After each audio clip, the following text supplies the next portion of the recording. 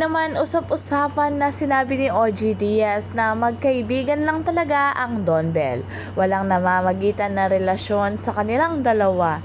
At meron pa nga naglabasan nung na-interview siya ay sinabi nga niya, isa ang Don Bell sa pinakamalakas na love team ngayon. Pero sabi nga nila ay hanggang dun lang yon at hindi talaga sila in real life.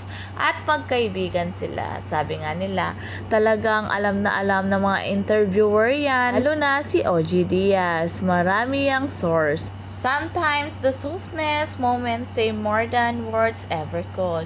Whenever they together or just deeply connected, it's honestly beautiful to witness a bond built on comfort, respect, and genuine care. Liga ng mga netizen kung ano nga ang namamagitan sa kanila, dapat ipubliko na ito. Kung magkaibigan lang, pwede naman nilang sabihin. Para hindi na umaasa ang kanilang mga fans. Dapat kung anong real score sa kanila, dapat mag-direct to the point na sila para di na umasa ang fans.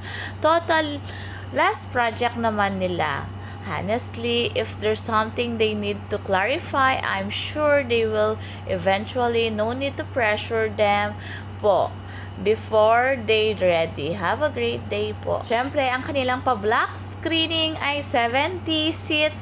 Sold out na agad. Grabe talaga, inaabangan ng Don Bell sa Cinema 4 sa June 7, 2026. Talagang aabangan yan dahil last project na nga nila together.